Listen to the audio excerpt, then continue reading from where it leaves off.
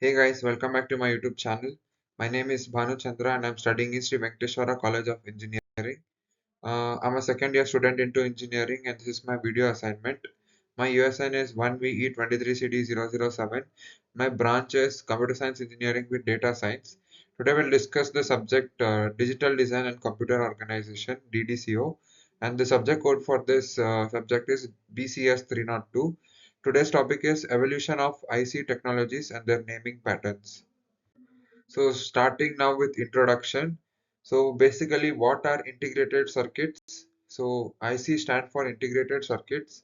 So ICs are tiny electronic circuits consisting of transistors, resistors, capacitors and fabricated on a semiconductor material. So we know we have seen all the ICs, all the parts inside the computer or a PC where a green board is there, that's the semiconducting material, and with all the small devices embedded on that green device.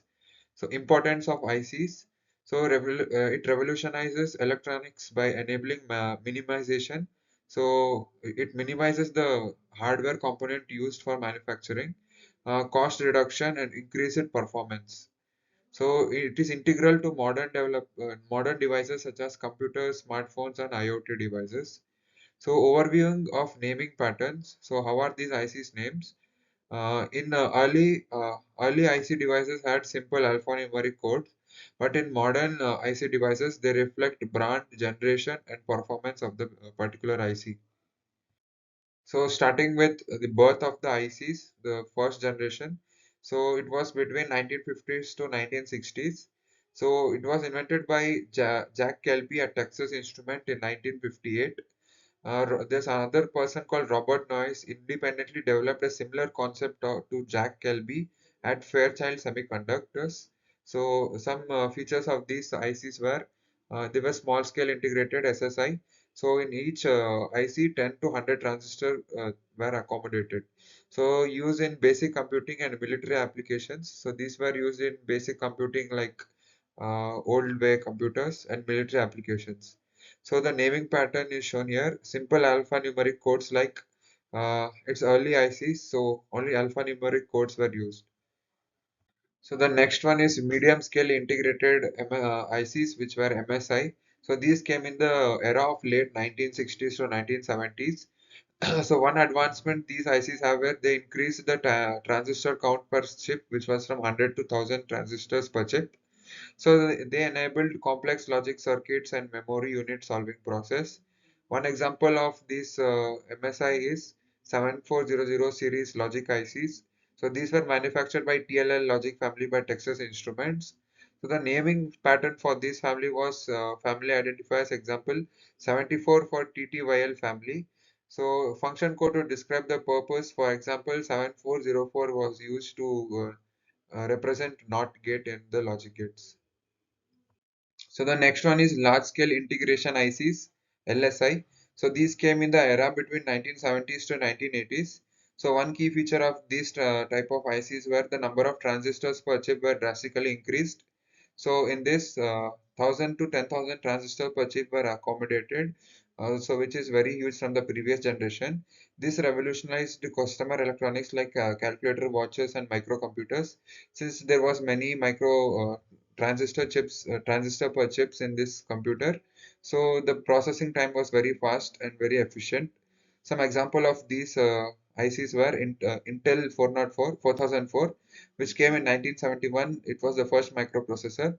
Second one is Intel 8080, which also came in 1974 and widely used in early computers. So naming pattern for these LSI ICs were often numeric codes like 404 for Intel 4-bit processor. Emphasis on product generation. This code emphasizes on product generation and functional differentiation. So the next one is very large scale integration ICs, VLSI. So these came in the era between 1980s to 1990s. So one key feature of these ICs were the integration of thousands to millions of transistors per chip.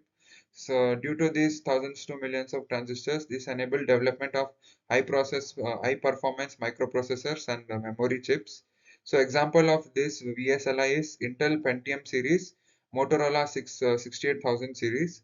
So naming pattern of these ICs mainly focused on branding and generation improvements. Example, Pentium. This represents 5 generations.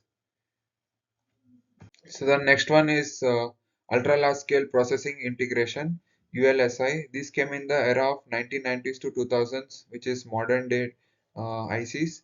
So advancement in these IC generation was transistor count exceeded 1 million.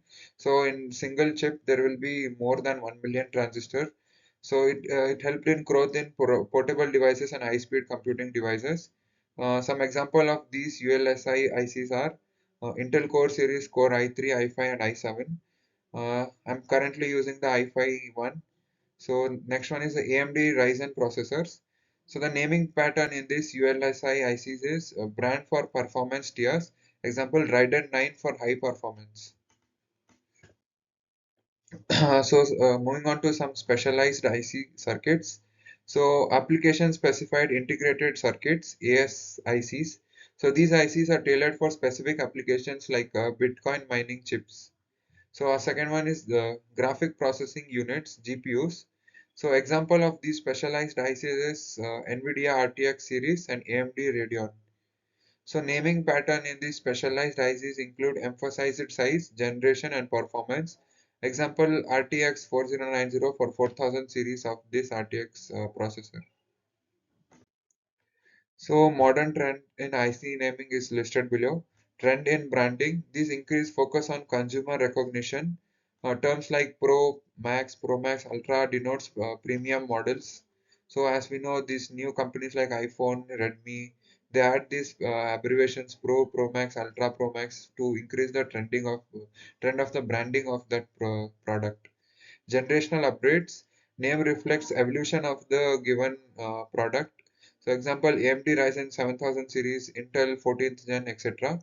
So why naming these ICs matters is it helps in identifying performance level and compatibility of these IC which are embedded in the systems. So the challenges in IC evolution are listed below. There may be 3 challenges which I found out. So Moore's law limitation shrinking transistors beyond certain limits is applied here. So it's a challenges to evolution of IC. Heat dissipation, higher transition density leads to overheating. Complex naming as product line expands, clarity becomes a issue. So longer the name is there and more similar names will be there, so recognizing these devices will be a very huge issue. So that's it. The conclusion for today's video is ICs have evolved from SSI to USLI. So naming patterns have adapted to reflect functionality, performance and marketing needs. So future ICs will focus on overcoming current challenges and enabling new applications. So that's it for today's IC topic. So thank you for watching. That's it for today's video. If you have any doubts, comment your doubts down below. And if you like my video, make sure to like and leave a subscribe for more videos. Thank you for watching.